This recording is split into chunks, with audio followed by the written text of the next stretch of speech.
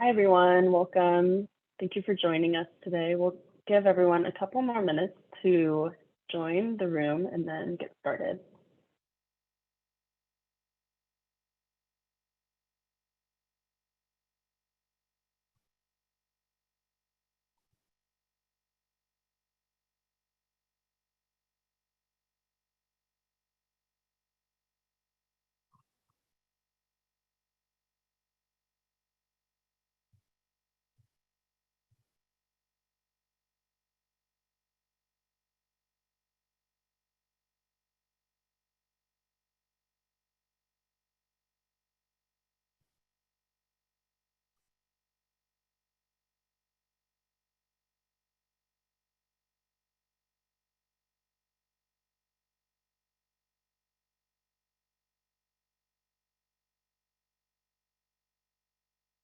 Hey, so thank you again, everyone, for joining us in this optional session as part of our Community of Practice community engagement track. Last time we met, it was in December, and we heard an incredible presentation from Danny Peterson and friends on the Park Listeners Program, and there was such positive feedback about this approach and wanting to learn more and try things out in their own community that we decided to have a deep dive session today to hear from Danny and David, both who work at the Trust for Public Land. Danny is a senior program manager and advisor to the community strategies team at TPL. And we also have David Johnson, who's the program director at Chattanooga. And before I move on, I also want to honor all of the work that our speakers from December put into this. So we had Fabiana and Claribel, who were both park listeners, and so their spirit is very much with us. In addition to that, we have Christina Jang, who will be helping moderate and facilitate. So we're here to help, and we're here to have a really deep conversation. There's going to be a lot of time for Q&A, and I'm going to pass it off to Danny, but before I do, want to let you know that the way we're structuring it today is Danny's going to give a quick sort of like 5-minute presentation on different topics that are part of the Parks Listeners Program. You may have filled out a survey indicating what kind of topic you're most interested in. So we are going to dig in today. Christina, if you could pop the poll in the chat to 3 topics. And we might not have enough time to get to all of them, so we want to know what is top priority for you. So please fill out this poll that's in the chat and indicate whether you're most interested in fundraising. Sorry, I'm trying to remember the others. Whether you're most interested in fundraising, recruitment, or data collection. And then we will get started from here. So as you're filling out the poll, I think, Danny, if you want to just start off by introducing yourself and introducing the program. Sure. Hi, everyone. As Geneva said, my name is Daniela Peterson. My friends call me Danny, so we have to figure out in what side are you. I'm here with my coworker, David Johnson, and the two of us, we implemented Park Listeners. So as Geneva said, we are gonna prioritize what your responses from the survey, and out of those 3, depending on your response today, is the one that we're going to start and make sure we have the most time or like enough time to talk about it. And we're talking with David, and we would like to get something out of these 2 more than share. We love to share, but we are preparing for the second experience or the second time actually working with park listeners in a new project. So if we have time at the end, we would love to share with you how are we preparing for the next time. And if you have some kind of like a little brainstorming session or whiteboard, it doesn't have to be much, but we would like to hear more people to think with us about how we're thinking about the next project.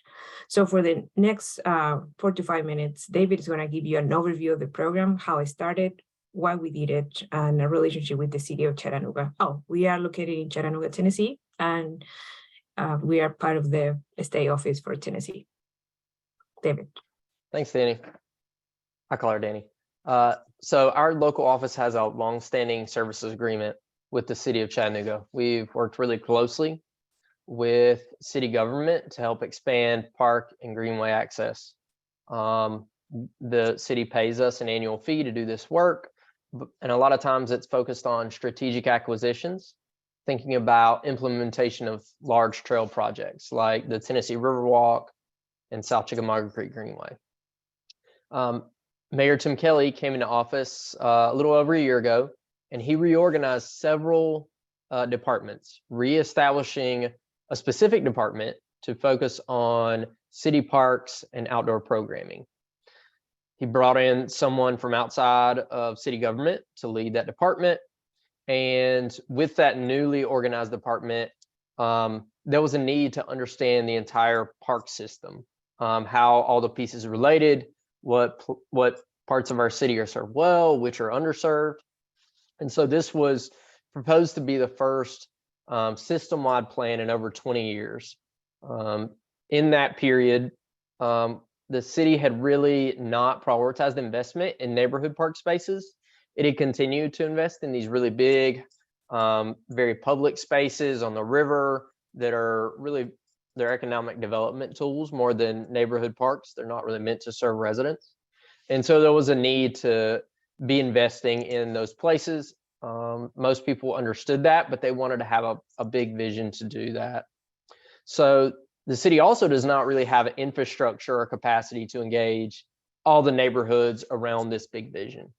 Typical neighbor in Chattanooga is not engaged at any level with city government. That's probably pretty typical. There are different departments that engage with different neighbors for specific needs, but those are sporadic and they're typically very transactional, right? Come to this meeting, tell us this information. That's the end of the transaction. And so we proposed the Park Listeners Program that really focused on zip codes which had low responses to mailed and web-based surveys as part of this big system plan. And we also focused on the Hispanic community, which had not historically been engaged in park planning at any level. But that community makes up a really growing portion of the city at large. So that was a key weakness of the city is they did not have the tools to engage effectively with a large part of the community. So they understood that a different engagement approach, not based on formal meetings, would be necessary in order to bring the entire community into this planning process. So a little bit over a year ago, we proposed to the city this Park Listener pilot, made it very clear up front that this was a new idea for Chattanooga, started from scratch, but that it could really be a way to engage more people in this process. So Danny, back to you. Thank you for that. So what we're going to highlight here, in this case, the first experience that we have with Park Listeners was supporting the city. So that determined many things along the way that we're going to get into more detail. So we have the results of the pool and people recruitment. So we are going to first talk about recruitment and then funding and then data collection, just as I had it. So I'm going to try to keep myself to like 4 or 5 minutes to talk about recruitment. And then we are going to start kind of having a dialogue, question, answers, and Geneva is going to help us to facilitate that. So let's talk about recruitment. These are all our park listeners in our first experience. As you see, they're very beautiful humans. So how did we get there? How did we, from 1, we went up to 11, 12 people? So what I want to make sure you understand, I was thinking about this, how do we talk about recruitment? And I realized that recruitment never stops. And it's an ongoing process. And what I mean about that when I was started thinking about it is like relational. So we didn't go out and like talk with like 12, 15 different neighbors. We started with one person. And the way that we started with what that person wasn't even about park listeners. It was like time ago. And she's a community organizer that created the fridges, community fridges in Chattanooga. So we went, talked to her, get to know her, and then keep the relationship going. So it's an open agenda, and we were just being curious, like what people are doing in their own communities. And that is a process that has to be with us all the time, and not just when we need it, because that's very extractive. So what we really want you to understand about this, the recruitment has to be relational. Not with 12, 50 people, but at least with like a couple that you can count, and they can get to know you, they can trust you. And those people are going to help you to open up and connect with other community members. So at least that was our strategy. So the recruitment, ongoing process based on trust. So at the end of the day, we're talking about relationships. But then it's other kind of like recruitment support. So we can talk about partnerships. But here we want you to also think about know your common suspects. So I know park people, we normally or inside the city, kind of like our own instruments, our own resources. But what about we think about people that, why should we partner with them? I want you to think about them. Like, why should we be talking with someone that community fridges and they are not located in parks? So that's a way to think that we are part of a social ecosystem in our cities. We are not isolated. So we need to be talking with people that they don't do the same work as we do. So with this, we can kind of help each other. So from partnership, we need to start thinking about collaborations. And here, it kind of like, because sometimes you're going to need the opinion of 10 people, but why we have to start calling 10 people when your partner collaborator they meet weekly at the rec center? So, but when you have the relationship prior to that, it's easier to access to all these people and the programs that they're doing. And with them, what we found, we are very direct with the agenda that we have.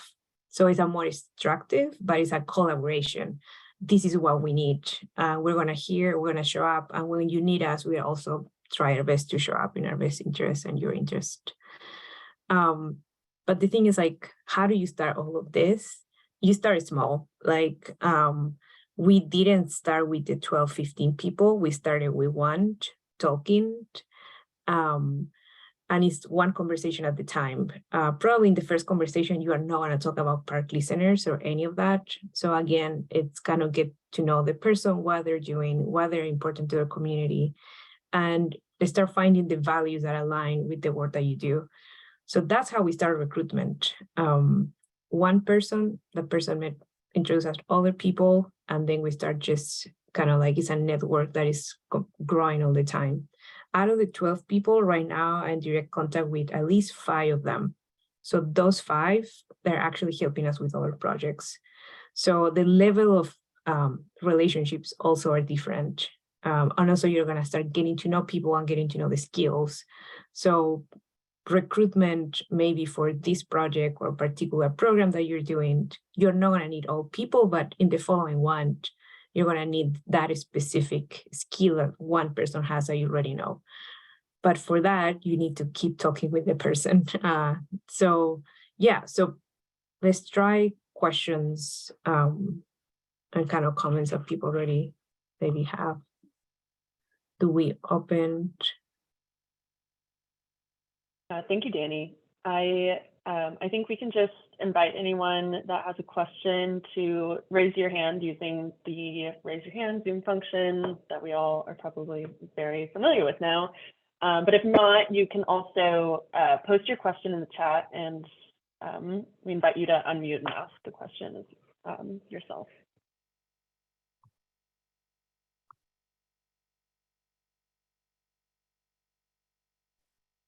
Hi, I have a question. So if there are maybe some prime candidates, like you mentioned, that are well known and folks that help get other people interested in being a park listener, were you met with any, I don't want to say skepticism, or people that were maybe initially excited about it, but then they started to say, well, how much time is this going to involve? Or did they have any particular questions that you found maybe more than one person had about what they would be doing? Or how did you broach the topic and the task at hand with folks to really get them excited and things like that? Yeah, I did. That's an excellent question, and we can clarify. So the recruitment, and then we finish, but that's the other. So between recruitment and data collection, we have a training. So in that training, you kind of like a baseline of how to do interviews, how to take surveys, and kind of like a whole system, or how we're gonna, the operationalization of this, schedules, payments, and we had that person that everyone knew and trust. She was the kind of project manager, project coordinator. So it wasn't as directly seeing all the details, because believe me, it's a lot of details that go in to kind of like, I can't find the park, from like no one is in the park, or I don't have pens. Like it's kind of like different levels. So from there, you saw the picture, they're all great. But out of the 12, we knew that some of them are not going to have the same level of kind of enthusiasm or compromise their time. And the program is meant to do that. Why? This is not a part-time. This is not a full-time. This is it's a gig, something on the side. So some people there, they didn't have a job. They just went kind of their organization, they were working close. So they needed something more stable. So we knew that some people were going to be working more than 10 hours per week. We also knew that some people are students, and they were like, students in life is the best, for me, the best time of your life, because your time is like so fluid, and studying, and depending if you want the money, you need the money, if you have a test.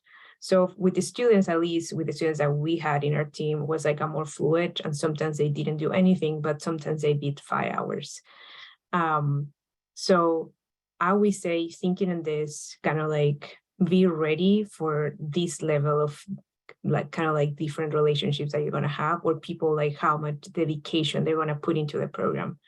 So to kind of like be ready for that. And I don't think that's kind of like a low expectation. I think that's part of how this was built, to kind of like just the time that you can give. Maybe someone that has a full-time wants something extra and can do like 5 hours, 2 hours per week. That's totally fine. So again, also depends. We were serving like 2 to 3 zip codes. So the scope of the work was bigger, so we needed more people. I think when the scope of work is smaller, like a one park, I think the conversation would be different, and you are not going to need as many people. So yeah, did I answer your question? Do you have? Yeah, I'd say so. And just, I guess, a follow-up would be, how long was the recruitment process from like a timeline standpoint, from, all right, we're going to do this, we've got funding in place, and then we've got all of the people we need, let's hit the ground running. I know it's an ongoing thing, but was there a point where you're like, all right, we can get work underway? Or is it, we got one person, we can start working with that one person, and then we'll just get more and assign them things to do? Or Okay, so that's an excellent question, because actually started a few years ago. The first time that we hear about Park Listener program was one of our coworkers, that she created the terminology and tried the program out in Hawaii. So she explained to me, and this was 2020, and I thought this is great, because it's a great way to pay neighbors and normally work with you, and you can also learn more about parks that you're working with. Had the idea on the back of my mind, just waiting for the opportunity to kind of like scale up. But before that, I tried out with one neighbor in one park, and just kind of like a small budget, and have parks observation that David helped me. He kind of actually built the parks observation. I met with him, train one-on-one how to use parks observation. And I was like, at least you have to be in the park an hour at the time. And he lived like right next to the park. So it was really easy to him. He had 2 other jobs. And I tested this for 2 months and it worked out.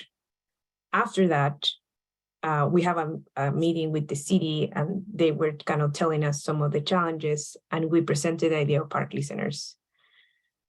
In all of that, all the time I'm meeting with neighbors.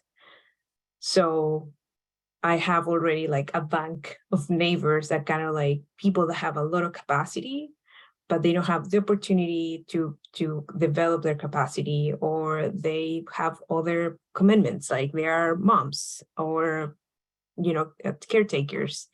So, and then I start talking, if in the future we have an opportunity, are you interested to work with us? How that can look like?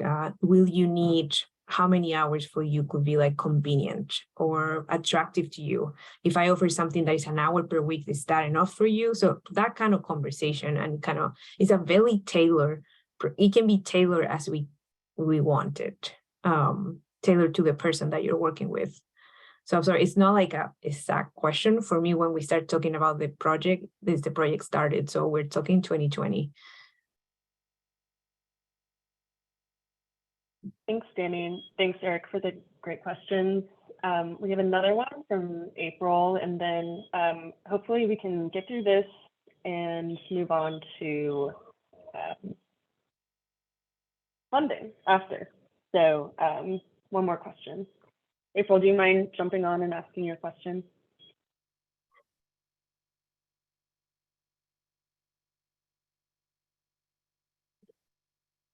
Is she there? Yeah, I'll just post it for her. So how many of the park listeners were trained versus how many worked in the field already?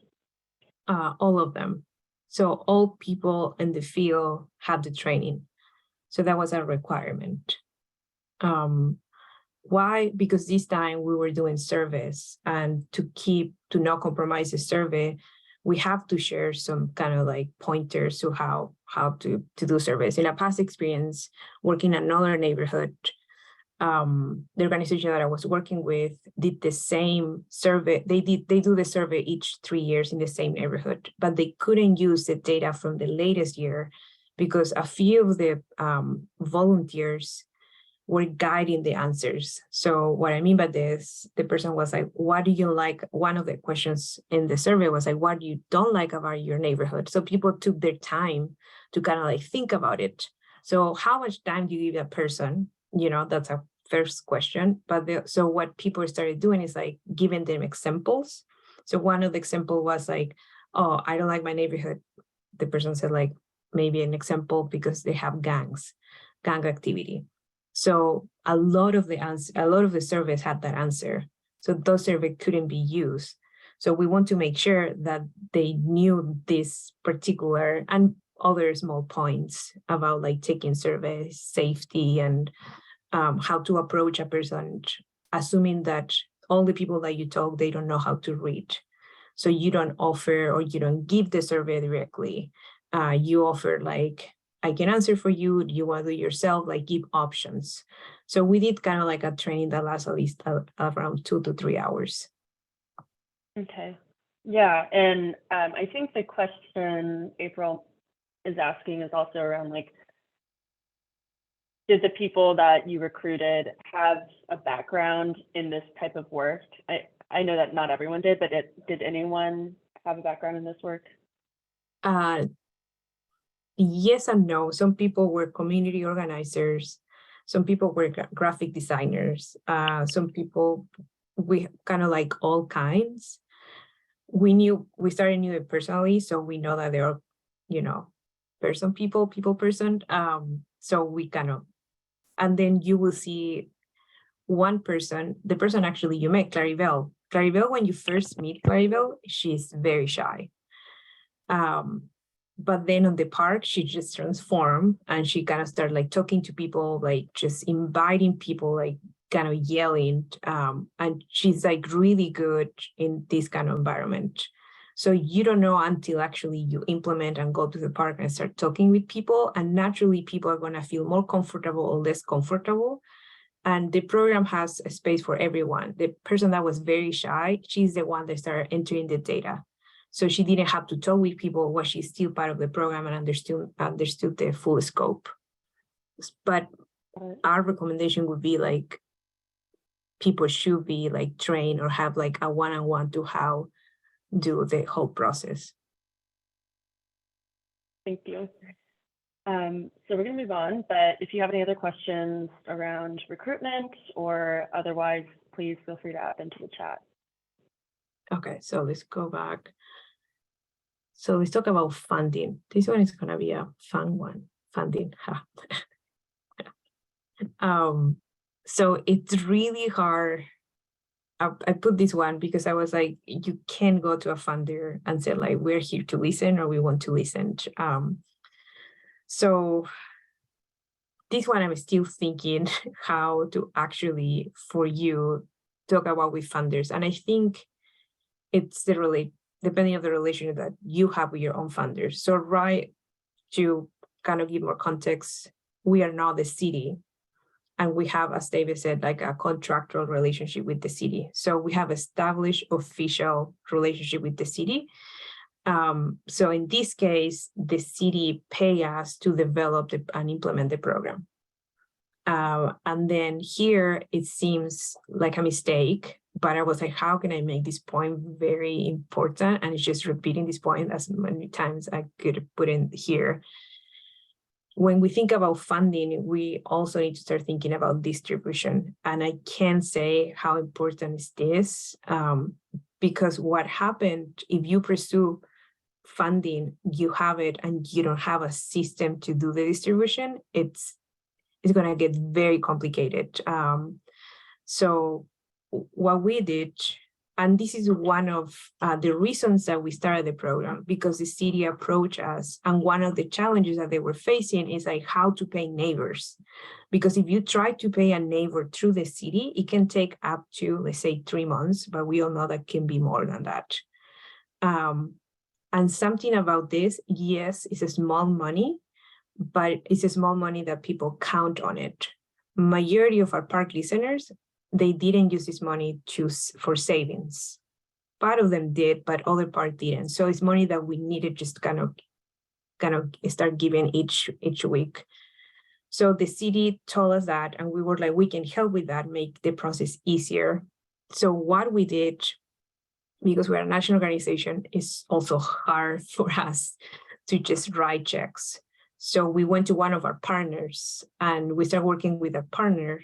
So our partner, that is a local grassroots organization, is the one that started paying directly to the listeners. So the listeners just went to the organization and they have their check at the end of each week for the 12 hours that they worked that week. So in that way, people get kind of, excited that they work and they see the money like right away. So they know that they can count on this for the next month that we're doing the program. So when we think about funding, you need to, the cost of this program was for like around 12 to 15 people that we work in total for the project. And the project lasts 5 weeks of implementation and then data analysis and then final report. And it was like at least 3 zip codes that we cover. So this is an amount that is gonna, and it was like the park and outdoor planning. As Eva said, like the last time that they did one of those was like 20 years ago. So to give you some context about why this number. So the question maybe to ask you too is like, is the city the best place for the program to live? Are you the one that is going to be housing the program, or you need to find a partner that can help you to implement and pay and have, maybe they already have the relationship with neighbors. So who is the best place for the program to live?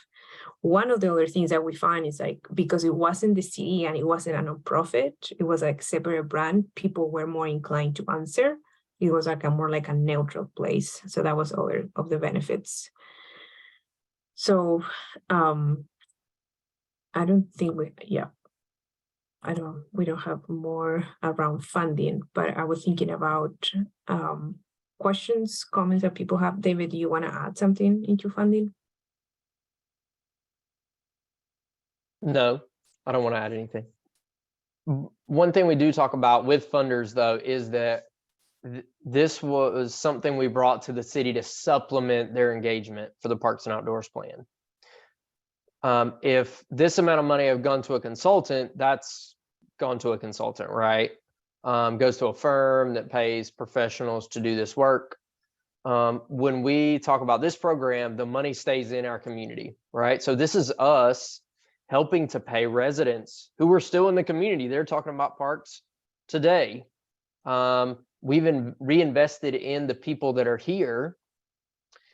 It took quite a bit more effort, right? There's a lot of challenges, especially with processing payment, but we report back to our donors like, look, 60%, 70% of this money is right back into the community. I think that's a value as well. And it shows that we don't just value the consultant's time, we value neighbors' time, which is a big point of Danny's. So.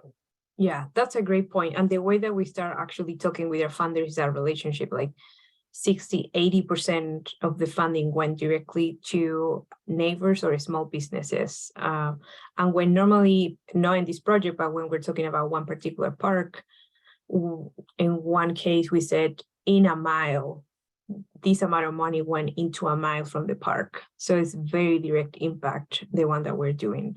Small businesses, but when you put in like proportional, like spatial proportion, like you can, I think it gets even more powerful.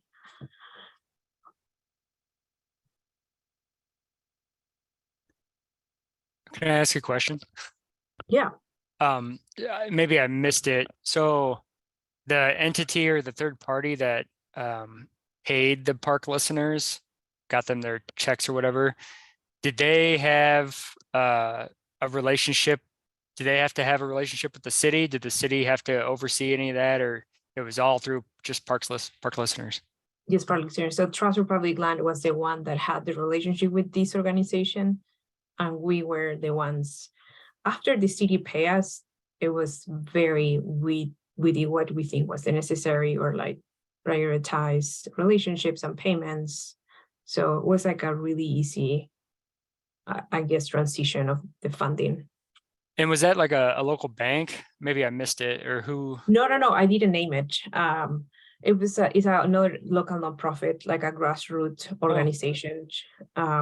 So in a neighborhood, it was easier to access, not in downtown. Those kind of like little details, and everyone, most of everyone knew about it.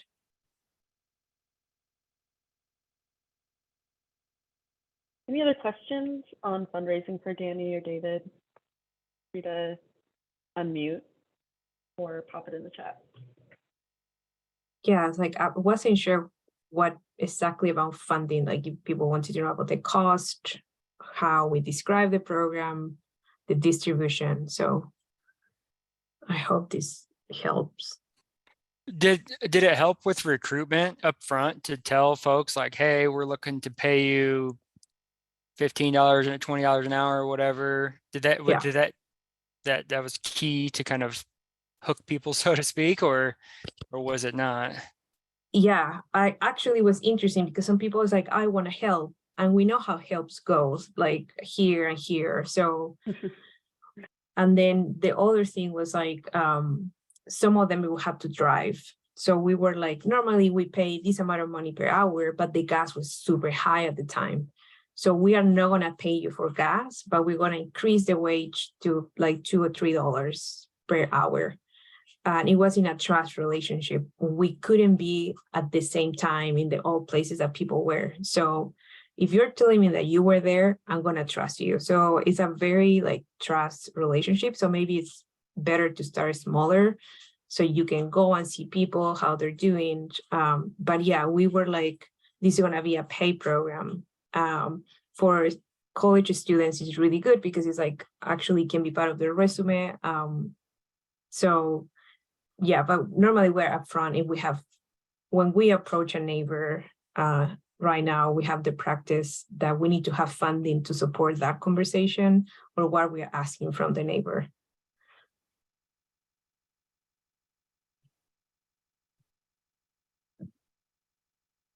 I have a question for the group if we have Yeah. this much time. Well, This is the first time I'm seeing the total cost of the program. I'm actually really surprised by how low the number is. And I was wondering if anyone else in this group is like, what is your reaction to $17,000 for this type of program? Does it seem like something that's accessible and achievable, or like you'd have to really advocate for it? I'm really curious to hear what people in this room think about the budget. I'll start. I was also surprised at how low the cost was. I think based on what we pay consultants to do similar work, it's, it shouldn't be a question of why would we, but I do see some of the challenges trying to do this all through the city. I think having some sort of nonprofit, like we have Friends of Des Moines Parks, they do a ton for us right now. And I don't know if it'd be through them or another group, but I think that would ease a lot of the bureaucracy and challenges with paying and oversight. So that's probably the biggest challenge that I see for us. But I really, 15, 20 grand to get something like this going. I don't know what from a city staff time, how much time was spent to get it going to the point where someone from the city could back off and kind of just check in.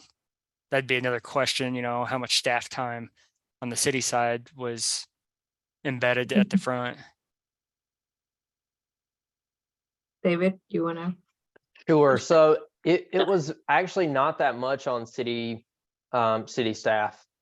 We prepared a services agreement, a scope, and provided that. And again, because we have that strong relationship, the city, was comfortable with us managing that. And a large portion of that program went into pay the community organizer to get all the park listeners engaged, right? So that wasn't split evenly among park listeners. We had the community organizer that received a large portion of that, and then each park listener got different proportions based on how much they were involved in the program. A lot of our time, unfortunately, was spent figuring out how park listeners were collecting data, how that fit into what the design consultant needed. So we had a lot of frustration with that to make sure that what we were collecting was actually usable by the design team for their park planning design work. I think it would be much easier if we weren't doing it at such a big scale, if we were using park listeners for a specific project that's focused in one community. It would be a lot easier to work closely with the consultant so our park listeners are asking the right questions, but we were working at a bigger scale for a bigger plan. So that we did have some challenges with that, and that, again, we have a contract with the city, so we felt that we had to put in the effort to make sure we were providing what the city expected. Yeah, that's a great, and part of this funding went to the designer. And then we bought all the swag that you see in the pictures, but we still have some of that. So actually we don't have to pay again to a designer. We don't have to print more shirts or hats. We have all of that. So the next time should be cheaper and cheaper, because we're kind of creating different tools for listeners that can be reusable. So we've got like A-frames. We are not gonna keep buying A-frames because we have enough, so it's like, I don't know, it's kind of easier to replicate and kind of just keep building it already in what you have. But that was a proportion. I think that was a great point, David. Like the main one was to the community organizer. And another way to think about that is actually increasing capacity in community, or if you're going to create a position in the future in the department, this is a really great way to test how this person can work. So it's kind of like an entry kind of position, and for the person to see if you're a good fit for them too.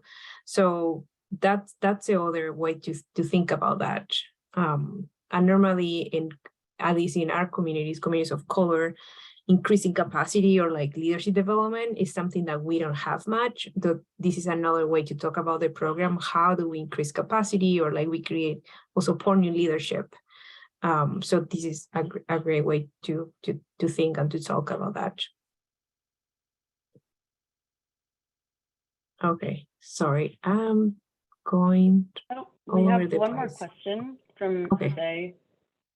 Is the Park Listeners program year-round, or is it seasonal? Did the cost of the program cover the entirety of the program? Yeah, the cost of the program, I'm not sure.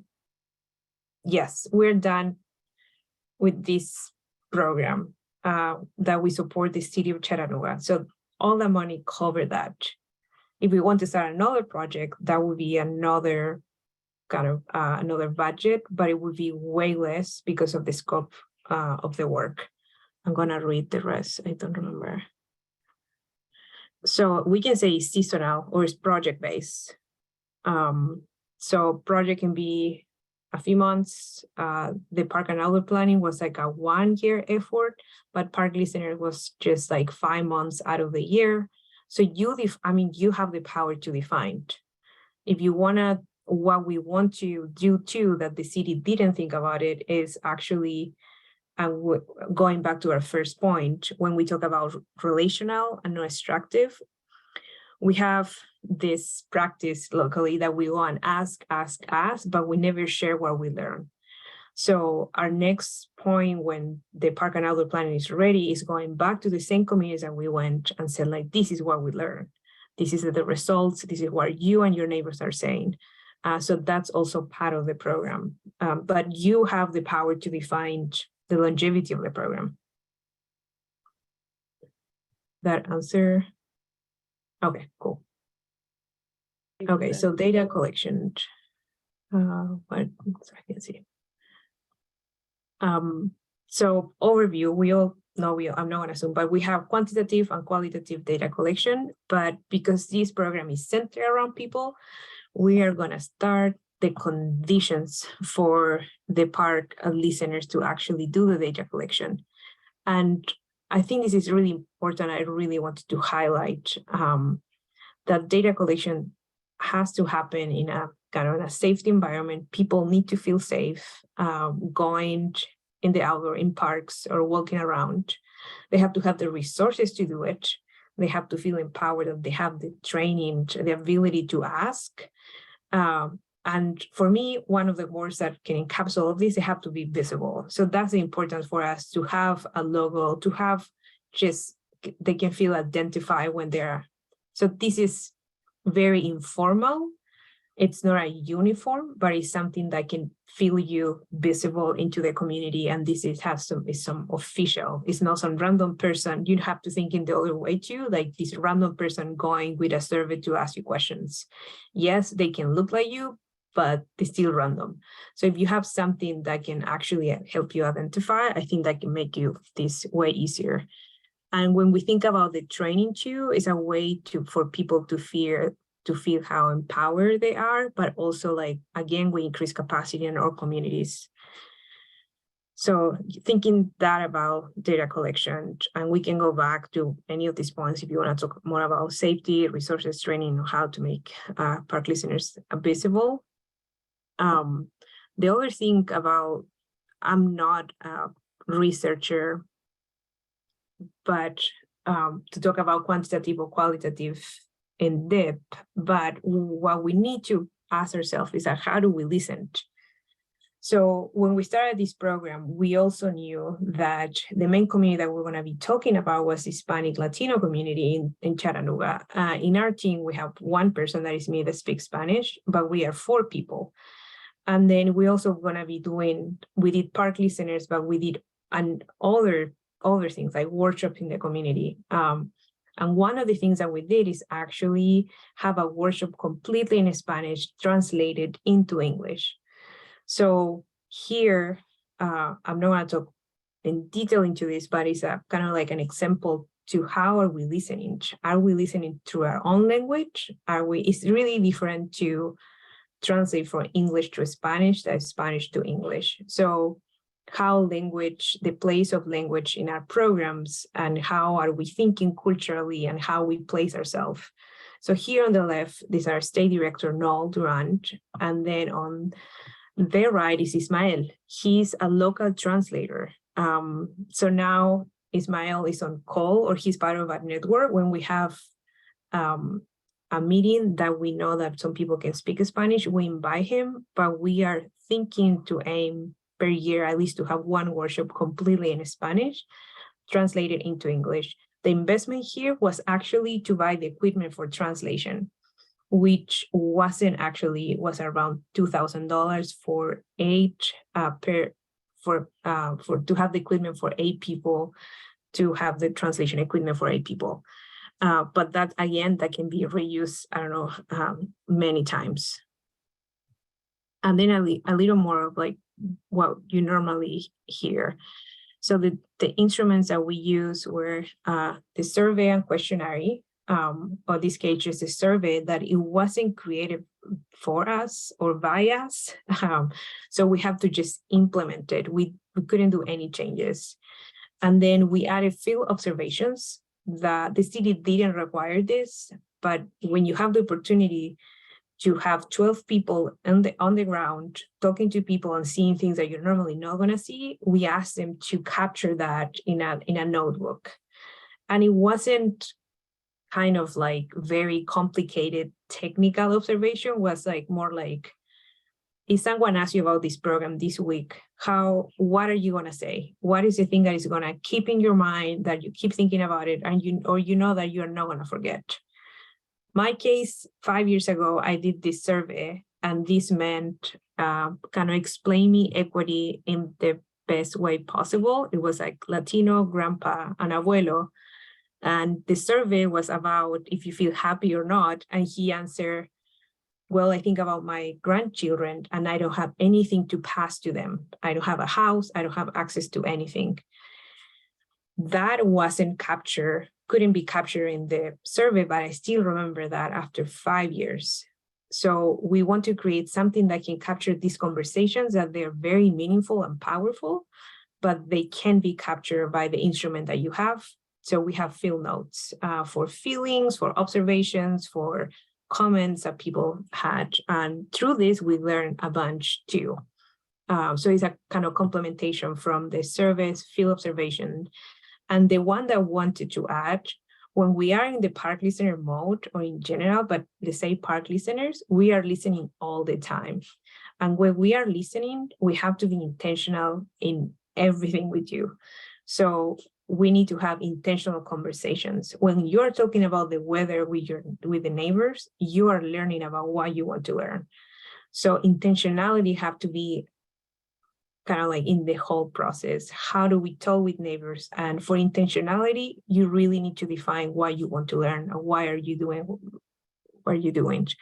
So those are kind of like instruments. We can create more instruments for data collection, but what we should all remember is like the intentionality that we do things and we ask questions.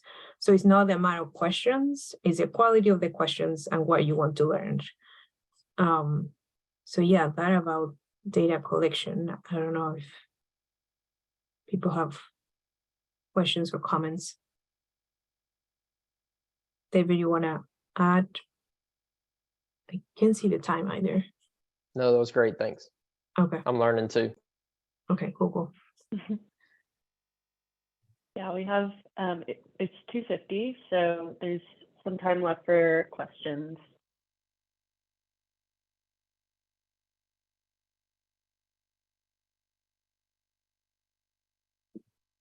Danny, do you have any questions for the room? Yeah, I hope that if they're having lunch, they're enjoying their lunch if they're off camera. I don't have questions. I hope people are there listening. But if not, Eric, it was great to have the dialogue. Yeah, I appreciate everyone that has chipped in, and I've learned a lot. excited to see how maybe we can do something over here in Des Moines. Thanks, Yeah, Joanna. I'll jump in. I'll jump in real Ryan. quick. Just curious, and you may have said this already, I may have missed it. I apologize if I did, but do you feel like the group of people well represented the community as a whole demographically? Do you think you got a good sample size using this approach? That's a great question. And I think we always can do better. So I can start with like the first time. So this was the first time that we actually intentionally work with Guatemalan indigenous people. So we have indigenous people in our team that actually spoke 3 languages, including their own dialect, Cajoval, and we translate the survey into Cajoval. So yes, we can say that was great. But if we look into the African American community, we didn't have as much representation. So on my end, I think that's something that we need to improve. But 80% of people was like bilingual, including white people in the team. So it depends, but I think it's just really important to have the representation part on it, and not just people that look like you that can understand the culture too. That I think is key. For any program that we normally implement. That answers, Brian, your question? Yeah, that answered it great, because I was trying to kind of understand if this was a community-wide effort or if you were trying to specifically target groups that would not typically respond in a traditional park outreach kind of thing, which it sounds like that was your focus, Yeah, that was which the I think is great. Yeah. So well done. Yeah, thank you. The way that we explain it to the listeners, like the way that we think, and maybe something that I didn't mention, the listeners were part of the team. So they weren't just executors. Like I have no idea about Cajoval and the Mayan culture from Guatemala, or the way that you approach or you talk, but the people that were on the team were experts. So that was Claribel and Fabiana, and they were the ones to like, let's go to the barbershop where we know Latino men are hanging out on Saturdays to talk about parks. Myself have no idea. I'm not from Guatemala. But I speak Spanish. So you can like that, you see the difference, like, yeah, I speak Spanish, but I don't share that culture, the Central American culture and South American. And then you start getting to know your community.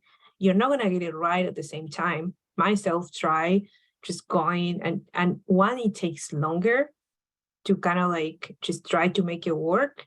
And when you include people from their own communities, that the community that you start getting to know, it takes less time and it gets better and gets more fun. And you have, David said, like, yeah, you have diverse people, you diversify strategies. So that's, I think we normally just think about, yes, we need to look like the community is, but the other side of that, it just is really fun to work with a very diverse group of people. And then you get like so many different ways to implement what you're trying to do. So yeah, I highly encourage for people to work with a diverse group of people. Do we have time to maybe show people what we're gonna do next? Or we have more questions? No, let's see if anyone has any other questions before we wrap up. You to pop in chat or join us over video.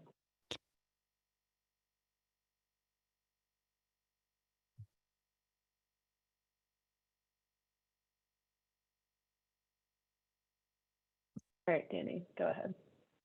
Okay, so in the last 5 minutes, we're going to share a little bit how we're thinking our next experience with park listeners. And sorry about this, we're going to have to go over everything. Okay, so what is next for us? Trust Republic Land have these particular projects called schoolyards. So we're going to do our first schoolyard in Chattanooga as a team for Tennessee. So what we do, we think about the school. So normally schoolyard happen in the schoolyard of the school. In this case, Eastside Elementary.